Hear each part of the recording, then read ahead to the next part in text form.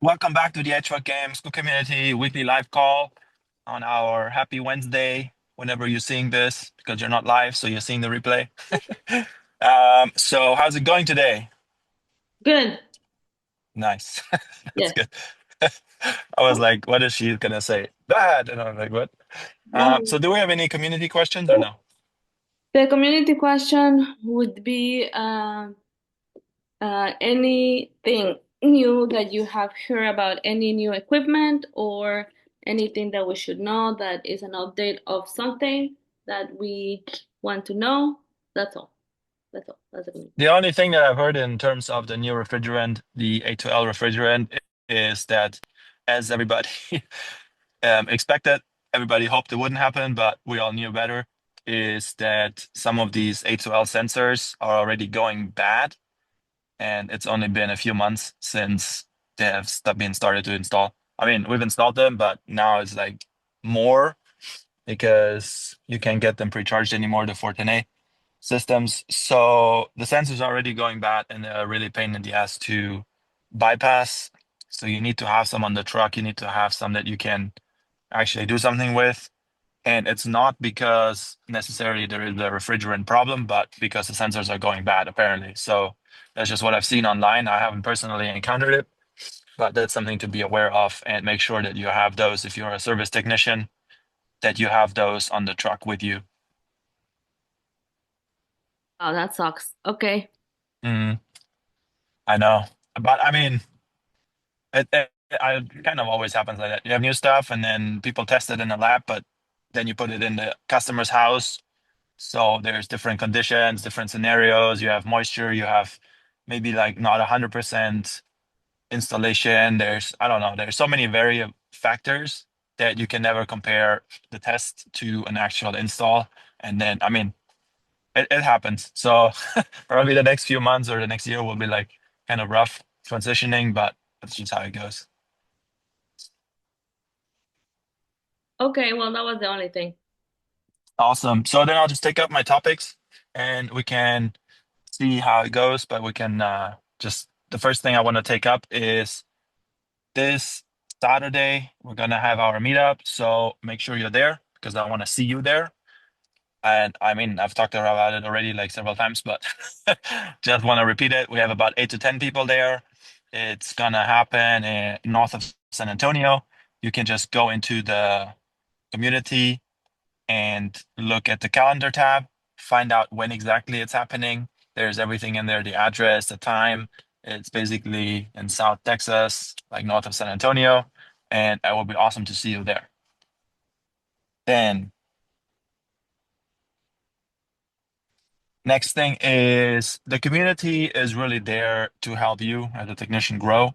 I've seen more engagement lately, more people posting, more people asking questions, which is awesome. But then I would love to see even more technicians also going out of their way and maybe providing some feedback. I know if you are new, you might think that your answer is not the correct one, but I mean, it's kind of hard to say, but I want to kind of leave it open and not say that you have to have everything perfect. Like we're all learning, and if you think that you have an answer, answer the question of the person.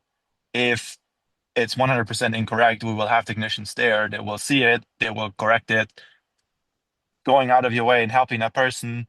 If what you're saying is incorrect, if that's why you're maybe not answering, then put it out there because if you don't put it out there, nobody will see it, nobody will have a chance to correct it. So the worst that will happen is if you answer something that might be slightly off, there will be another person that will be like, hey, like, what about this? You know, there's no like this is a safe space. So I want to encourage collaboration. That's really what it is about, you know, like community collaboration and courses. That's what I'm trying to do. We have the courses as the foundation of everything, but then we have the community and the collaboration that's gonna give it all to the next level. So in my opinion, there is no wrong question, there is no wrong answer. We're just all gonna come together and make sure that we're all good. Obviously, it's a specialized field. There's very specific procedures that you have to follow. But the thing is, like, if you think you have an answer and you don't post it, then you might like it might be the perfect answer, and it will also help validate what you know. Like it will help validate your knowledge. You will collaborate with other people. You'll like make friends in the community. There's things that you can like exchange later, like it's just awesome. So I want to encourage you to take, a leap of faith and just answer or post yourself, post pictures of your work before, after, do tools reviews, um, just like a general day to day, something that really annoyed you, something that you figured out about a piece of equipment, something that you really like about a specific tool, like a tech support guy that is really awesome, a new number that you found for, I don't know, like commercial train units, like something. So I just want to encourage community engagement even more and give you the chance to grow all together. Where did my phone go? Oh, here. That sounds good. That sounds great. I like it.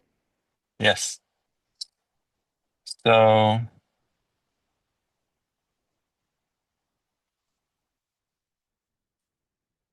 I am trying to see. Okay, here. So then a question I had for the community actually is I've helped two people recently with live troubleshooting. It just, happened to work out. They were on a call. I was on a break. I could help them. But I think it was pretty beneficial for them to just jump on a live Zoom call or on a live FaceTime and help them. And just sometimes it's good to just have somebody that you can bounce ideas off of, that maybe like ask a specific question that then leads you in the right direction. So I just wanted to ask in the community, like I cannot really like do it like as a like part of the community. I don't like time wise, it just won't work. And I'm myself a service technician, so I'm on calls. But if there would be like a paid option where you could pay to have troubleshooting, like live troubleshooting while you're on site, like I'm gonna jump on the phone and we're gonna FaceTime or Zoom or whatever, and I'm gonna help you through the troubleshooting step. Is that something that you would be interested at all or not? That's my whole question. Like, is it something that you would be interested in? Because yeah, for me, it's very hard to do, honestly. I'm just want to say it because of the time constraint, because I'm on a service call myself most of the time. And then I'm also making videos. And for the community, I'm here and there, I'm everywhere. So I'm just curious to find out if that's something that you would be interested in or not. Okay, we hope we And have some then, answers on that. That's all. sorry, sorry. We hope we had some answers for that. That would be cool from my viewpoint, but I don't know what other people think. Yeah, but how much would you be willing to pay for it, Like if you were on a job site and you said you got like an hour, half an hour like call, like would you pay like $50, like $20, $10, $100, $1,000? How much would you how much would you personally be willing to pay? I mean, I'd be willing to pay between 20 to 100. Hmm. Okay. Cool. Well, that's a good information. Let's okay. Well, we'll just post it. We'll post a replay and then see what people answer, but that's good. Then I want to just throw it out there, but I like sharing stuff. So I'm actually working on my contractor's license right now in the state of Texas. I need to get my final papers signed, but I'm actually planning to start a business with one of my HVAC buddies from San Antonio. He's actually in the community as well, John Sesteda. So um, what do I want to say now? Now I got distracted thinking about him. So with John, we're gonna start a HVAC company, and we're just like in the talks. I mean, there's so many intricacies to doing that and starting, and you have to have the contractor's license. There's insurance, trucks, like I mean, obviously equipment you probably have. But if you're running a company truck, like do you have your own truck? Do you just gonna use that? Then what's the name? Like registering. There's so much stuff that goes into it. I didn't even think about it in the beginning. But then also, what's your long-term goals? Like, what are the short-term goals? Are you doing residential? Are you doing commercial? There's so many ideas and thoughts that go into it that it's interesting. But I just wanted to throw it out there. And I know several people in the community, they're either contractors themselves, they have businesses, Some are even in Texas. Some of them just recently got their license or are working on it right now. So we have all of these people in the community. I just want to throw it out there here as well, because then you can hit me up. We can, collaborate, work together. Maybe you have customers like Texas wide that might need somebody to run a call there. I might get customers that like are Texas wide that need a call run somewhere where I don't have a technician, so we can, collaborate. So I'm just throwing it out there as letting you know that's what I'm doing, that's what I'm working on. I'm obviously still, I mean, my main focus is obviously, the community, the social media side of things, making videos, educational content, because that's really what I enjoy doing. And the company will honestly provide me more opportunities to do that. I think. I think so, because we'll probably have a wider variety of things that we're going to do. We'll probably do more installs. That's just what I'm thinking. Because this company that I'm working for, they do hardly any installs. So, anyways, I think it will be beneficial for everyone. And then in the long run, I might even be able to, provide opportunities for you people in the community. So I think it will be. I'm seeing the future. I think it will be really awesome. That's just my vision. Cool. Sounds good. Yeah. Yeah. So the last thing that I wanted to bring up is now we're obviously in spring. The spring PMs have started. So I just wanted to throw a quick tip of the day, quick tip of the week is when my procedure for coil cleaning, I'm obviously coming from a maintenance background. I was a building engineer, facility services. So I used to change filters and clean coils all the time. And that was in Florida, where like everything corrodes like in like 5 seconds. So a lot of times we would clean the coils 4 times a year. We would clean with water 3 times and then chemically clean once. And we didn't have a lot of coils that got like super, super dirty because we did it so often. But the procedure that I usually follow is a 4-step procedure to coil cleaning. You have first, you brush clean. So you have, especially here, I see it a lot more in Texas, where you have pollen or dust or grass or something on the outside of the coil, and it's literally like a blanket on top, which totally prevents airflow, heat transfer. Your compressors are probably gonna work harder. You might even trip out on high head pressure, thermal overload, maybe because your compressor can't get cool enough. So there's all of these things that might happen just because of that. If you would just rinse it or just put the coil cleaner on there, it will just create either mud because of the dirt, and then with the water, it creates mud, or you will just push the grass or the pollen into the coil. That's something that you want to prevent. So what I do is I just take one of the blue brushes and I clean down the coil. I don't know if I can get it. 1 second. Maybe I can.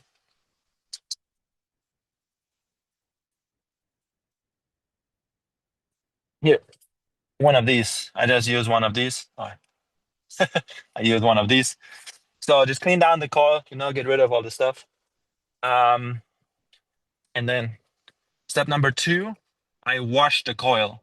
And that's something that not a lot of people do. And I've gotten a lot of like hate on it on social media when I said that, because people are like, why? Like, why? It's just an extra step. It just takes time, blah, blah, blah. Just coil clean, put the chemical. But there is a very specific reason for it. I'm going to explain it quickly. Is once you brush clean the coil, you have all the big stuff off, but you still have dust, debris, dirt in the coil that's just very loose.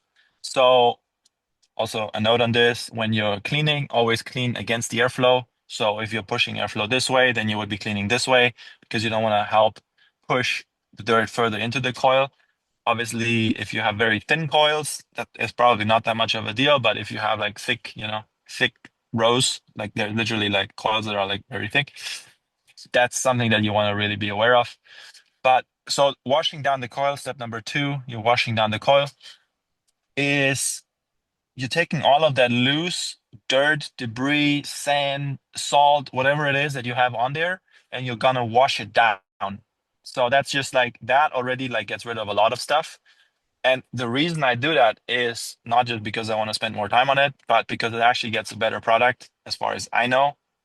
Because once you get rid of all the loose dirt, Now you can do step number three, which is chemical cleaning, which allows the chemical to not waste its time and trying to get rid of all the stuff that's already loose, but you're actually going to get down to the bottom on the stuff that's like filthy, that's like caked on. Maybe it has some oil on it. Maybe there's some, other stuff, and you can't get it off with just water.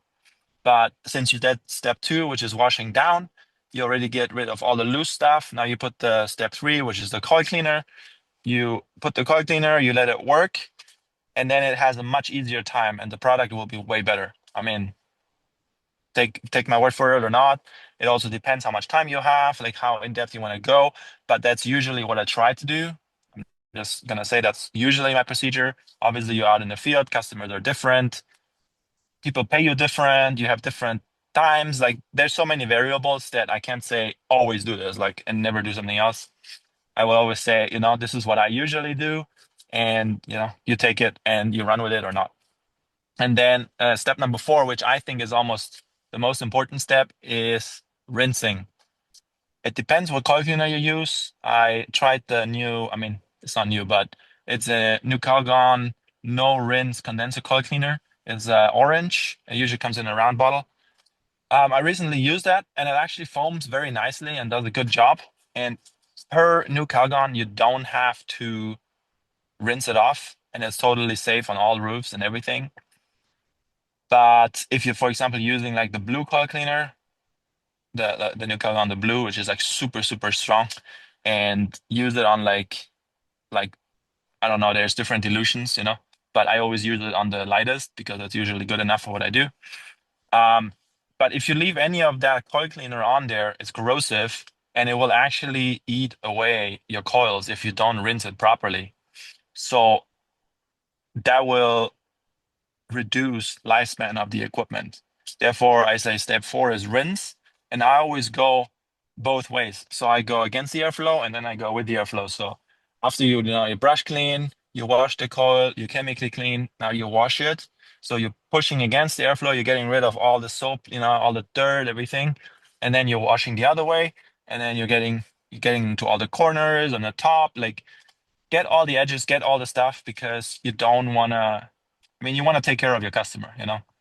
So you don't want to cause premature equipment failure just based on your PMs because everything comes back around. Like if you do that constantly, word will get out and people will be dissatisfied and you have to go back and you have to talk to them and it's just a mess. So if you do it right, you will never run out of work. If you're honest with the customer, you will always have work. And that's just on spring cleaning, on coil cleaning. That's how I do it. I hope this is informative and you can get something from it. But that's all I have for today. Okay, that sounds good. Excellent. Yes, ma'am. Okay, well, that's it for today. I'll see you next week. It was fun having you and fun seeing you, and then we'll talk next week. Okay, bye. Okay, bye.